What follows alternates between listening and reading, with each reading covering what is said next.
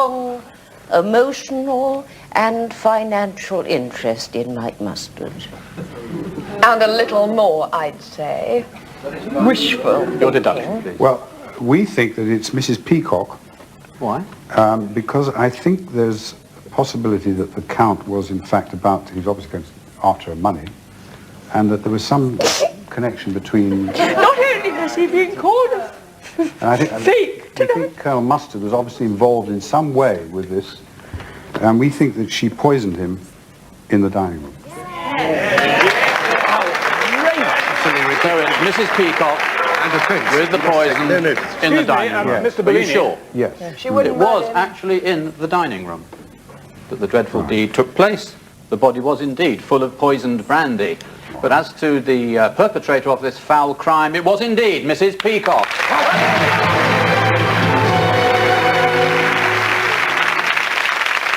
I'm glad I told him he deserved to die. Yesterday I was on top of the world. I thought a wonderful man was in love with me. We were to be married. I was going to become a countess. Then, between one moment and the next, my life was shattered. I heard Blanche talking to someone in the dining room. The voice sounded familiar, but... I think she'll take an old mush like you dead seriously, do you?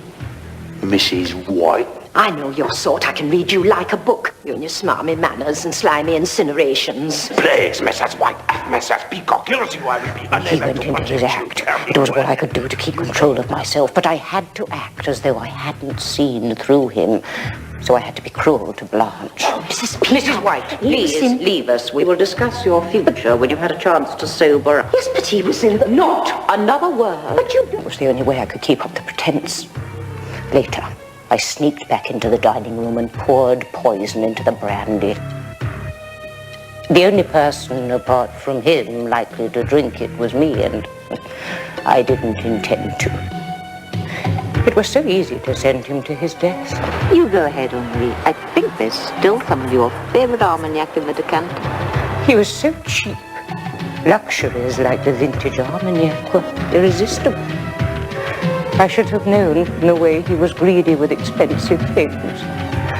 I should have known.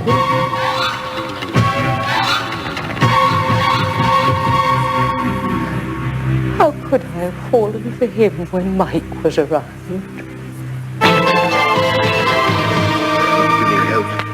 Please, come and see her. So, there we have it. Mrs. Peacock betrayed, murders the French Count by poisoning his brandy in the dining room. My apologies to the 5 other suspects. You are, of course, totally exonerated from blame. Thank you for your help in our inquiries.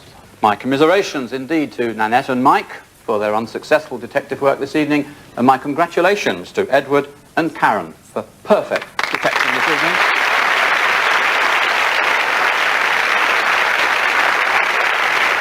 Join me again at the same time next week when, once again, there'll be a murder at Arlington Grange on Cluedo. Good night.